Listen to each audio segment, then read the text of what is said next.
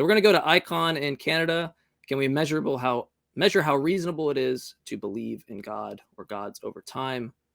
Pronouns are he, him. How you doing, Icon? I'm good. How are things with you guys? Doing good. Awesome. So it's just something I've been thinking about for a long period of time. And like, I'm a huge numbers guy. I like attaching numbers to things, but religions, it's really difficult to get numbers attached to them. So my thought process here was, if we measure reasonableness over time and just assume that at year 0, it was 100% reasonable to believe in a god or gods. And then based on adding time to that and then discoveries to that, how does that impact how reasonable it was to believe, or it is to believe in gods over time? Yeah, that's a good question. I don't want to, since I was just giving a diatribe to John. Ben, do you want to go? Well, it's an interesting thought experiment.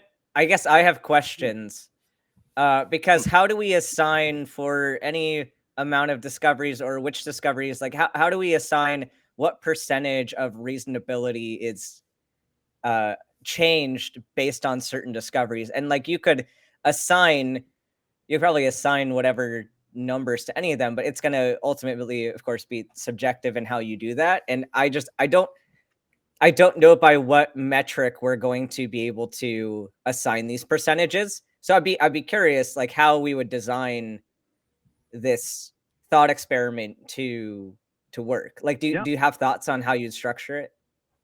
Yeah, for sure. And you're right. The percentages would be subjective. And so my thought process was just to start it, even if the discoveries had like a 1% impact. Not that I think that's a true number based on a discovery, but even just getting them on the board, and then you can have a discussion about how much of an impact it would have. I mean, I'd assume the chart would look something, if you're starting at year 0 to 2000, I assume the chart would be like at 100% and probably be pretty consistently there until like the 15 or 1600s, when discoveries start coming in. Like the early 1600s is when we discovered the sun is the center of the solar system rather than the Earth being the center of the solar system. So even if that was just like a 1% impact on how reasonable it was to believe in a god, like when we found fossils, when we discovered that it's possible for animals to go extinct and that animals existed before we did, like I think these have huge impacts on how reasonable it is to believe in a god. And I think the discussion needs to be around, like, I think we can plot all these things and then have the discussion around how much of an impact that would have on reasonableness. I think it's hard for me to answer a lot of this in the sense that I'm concerned on how much analytic and contemporary philosophy has muddied the waters on it being reasonable, given the literature. And when you go in through those, you look at that, it's going to be presumed to be more reasonable to accept those views. And a lot of that might be based on like deductive arguments or considerations on like theoretical virtues, but there's still this question on like whether or not that's really even reasonable, or whether or not there was something faulty in the language that's being used by the philosopher. So for me, this is like really like muddy because I just wonder how much influence in my opinion, the wrong way philosophy has aided kind of theism up until recently, where if you look at like Phil Paper surveys, it's like 76 or 78% of professional philosophers are atheists.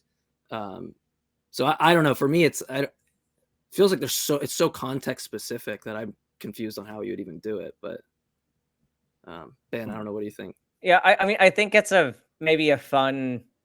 I say this kind of jokingly. I often call it like mental masturbation. Like it sounds like a fun mental masturbation session, like where you and your friends can talk about how I would assign reasonableness to all this stuff, and like, it's like definitely fun to think through a lot of that stuff.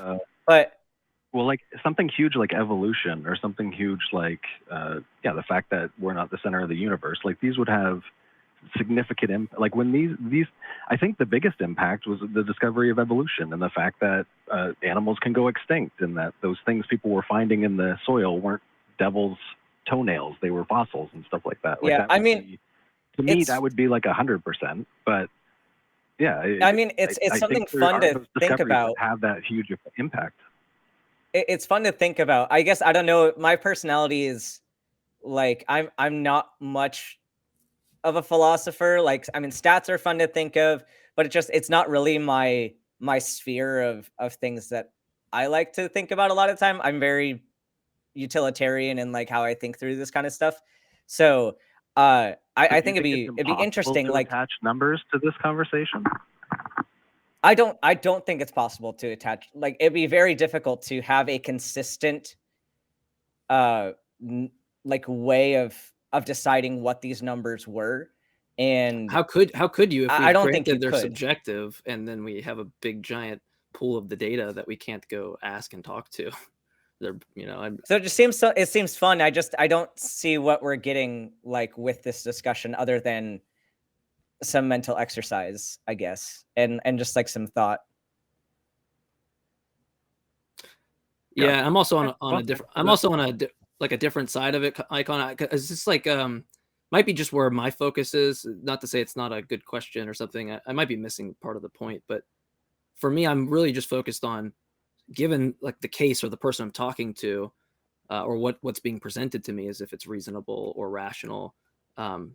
Over time, type of stuff is interesting, but it's kind of similar to me as the utility talk. Like, oh well, societies are better if they're more religious. When people call in about that stuff, I'm immediately like, I don't want to talk about this. One, I don't agree, but two, it's like so irrelevant to at least what my kind of inquiry is, which is like, why the fuck should I think that this is true? Like, that's my biggest concern on the topic, and not the kind of peripheral stuff.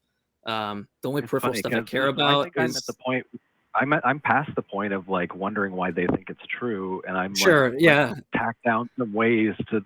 yeah, that makes sense. I'm more targeted at the people who are completely on the fence about it and just haven't spent a minute thinking about it once. Like the idea is this is Yeah, an exhibit in my theist escape room or theism escape room.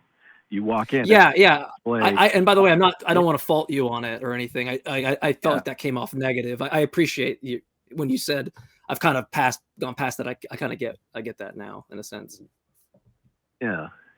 Because and yeah, maybe I should have started by saying that because I'm not trying to convince people of theism. I'm trying to show them that even though it was 100% reasonable to believe in a God in year zero, now it's not reasonable. It's not a position you could reasonably take. Yeah, and I kind of tackle this thing in a similar way but different. I mean, in terms of like explaining the data and having processes, like maybe it's causal processes. I don't know whether you talk about evolution or something like elements formed in stars or something.